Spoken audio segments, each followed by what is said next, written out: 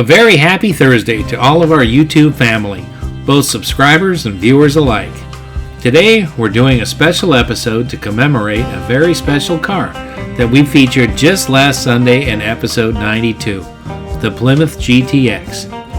Throughout the muscle car era, there were many legendary nameplates, but the GTX moniker is arguably one of the models that even to this day conjures up images in the minds of car enthusiasts to what Plymouth had originally intended: performance, style, prestige, and more.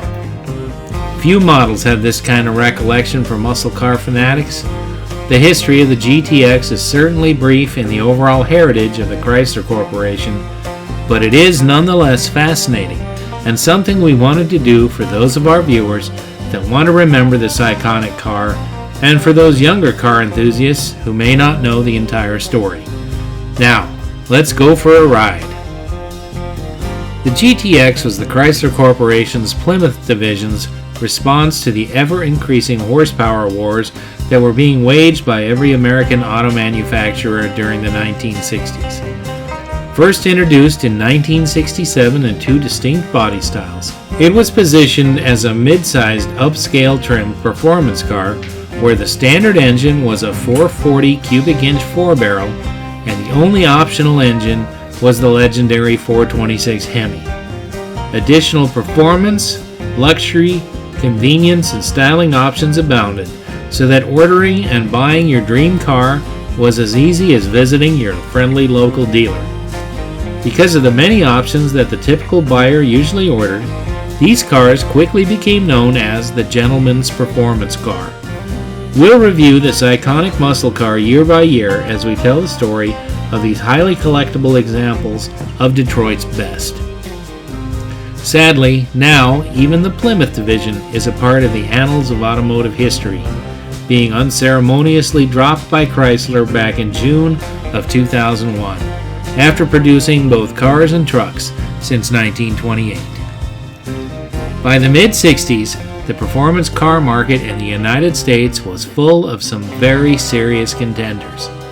All of the car makers were contributing their best efforts for this small but lucrative market segment. Plymouth was no different, and since they were a sister division to both Chrysler and Dodge, they could easily take advantage of any and all developments in this ever-emerging market. By the mid-60s, buyers of this unique class of cars demanded models of different sizes, some laden with options and some devoid of any options, and some buyers just wanted a nicely styled car that looked tough. It was clear that the manufacturers needed an ever-increasing array of cars to fill each niche. Although no stranger to the performance car market, Plymouth responded to this ever-expanding segment by first offering their new GTX model in 1967. As stated, they were only available as a two-door hardtop or a convertible, and they were standard with a 440 Super Commando engine, plus a host of other standard features that were only optional on many other cars in its class, even some from Chrysler too. The option list was quite extensive, ensuring there was a GTX available for anyone with just the right combination of options and features. The freshman edition of the GTX was based on the Belvedere and was cosmetically differentiated by a blacked-out grille and a special rear fascia, fiberglass simulated hood scoops with optional racing stripes, a chrome pit stop pop-open fuel filler cap, and an all-vinyl bucket seat interior. The 3-speed TorqueFlite automatic transmission was standard, but a buyer could option the 4-speed manual transmission behind the 440. The 440 4-speeds and Hemi cars got the larger rear axle. By the way, the Hemi with either transmission was just a checked box away on the order form from becoming a reality. Of course, all of these cars were standard with a heavy-duty suspension system, larger sway bars, and the biggest drum brakes available. Front disc brakes were now optional for the first time. For its second model year, the GTX, being a B-body car, was the beneficiary of a complete redesign by Chrysler engineers. This refreshed lineup of cars would serve through the next 3 years until another major redesign for 1971. This updated look was also used for the newly introduced Roadrunner models in 1968, which was built to target the new budget supercar market category to satisfy those buyers that wanted a no-frills performance car. However, the basic engine in this new model was the 383 V8 with a 4-barrel. This restyling made the cars more modern looking from their previous rectilinear design. The high-performance 440 was again the standard engine in the GTX, as was the TorqueFlite automatic. The GTX utilized the Sport Satellite trim and was again only offered in 2 body styles.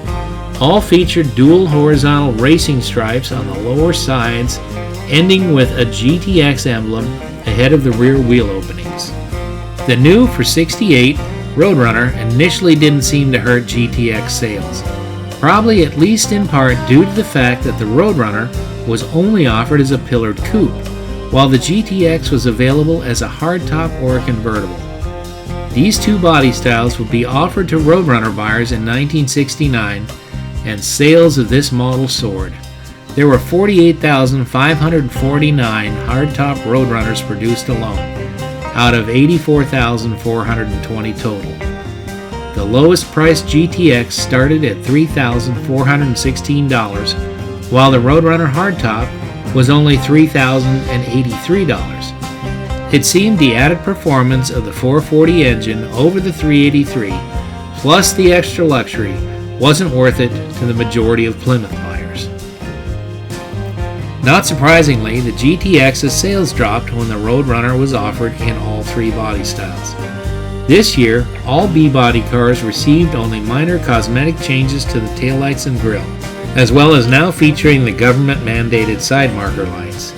These cars also had standard black lower body side paint in place of the previous stripes. The standard 440 V8 was still rated at 375 horsepower. Mid-year, except for the Charger, the entire line of Plymouth and Dodge muscle cars could now be ordered with a 440 with 3 2-barrel Holley carburetors available as an option. In the Plymouth line, they were dubbed the 440 6-barrel, while their Dodge counterparts were called the 440 6-pack. This would be the last year that the convertible model was available on the GTX. There were only 700 GTX convertibles built in 1969. As you'll see from the production number chart, convertibles were always a small fraction of total GTX production, and even the hardtop cars were not all that common. The provided numbers were found on several websites.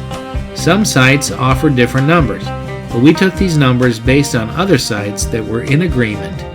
These numbers may not be completely accurate, but it gives you a good idea of the limited production on both body styles during each year of production, and just how rare the GTXs are compared to the other models during the same period.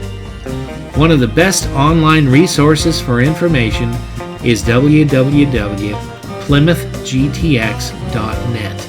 In keeping with a typical for Detroit 2 or 3 year styling cycle, the final redesign from the fresh new 1968 models only received a minor redesign, with a new grille and rear taillights for 1970. Stylists made the lines smoother and a power bulge hood was introduced, as well as non-functional rear brake air scoops. As mentioned, the convertible body style was now discontinued this year, although it was available as a Roadrunner. The functional and muscular-looking air grabber hood option returned, but instead of having 2 narrow openings running lengthwise, as in 1969, it had just one movable scoop located on the hood's center power bulge. The GTX would again come standard with the 375 horse 444 barrel, while the 446 barrel and the legendary 426 dual quad Hemi engine could be ordered optionally. In keeping with the upper model image of the GTX's marketing strategy, the 1970 model continued to include many standard features. The Plymouth and Dodge B-body cars were totally redesigned for 1971 and featured rounded fuselage body styling, often called the Coke bottle design for obvious reasons. A power bulge hood with a hidden cowl, a raked windshield, and a one-piece front bumper that encased the entire recessed grille area and headlights, as well as including the bumper. 1971 would be the final year for the GTX as a standalone model. Engine choices remained as they had been since mid-69. However, stricter emissions regulations such as lower compression ratios and faster acting choke operations lowered the base 440 output by 5 horsepower to 370. Likewise, the 446 barrel was also down 5 horsepower to a new rating of 385. Mercifully, the iconic 426 Hemi was still rated at 425 horses. Due to a combination of several factors like rising insurance rates, stricter emissions requirements, fuel shortages and rising prices, and a diminished demand for muscle cars in general, the GTX would become a sub-series of the Roadrunner line. The Roadrunner was now standard with the 400 engine. Many muscle cars during this era suffered similar fates, either merging with another model or being discontinued altogether. From 1972 through 1974, any Roadrunner model ordered with the optional 440 engine was rebadged a Roadrunner GTX and included the model identifications of both. Although the last GTX as its own model was produced over 50 years ago now, these cars continue to be among the top-priced muscle cars of their era, if properly equipped.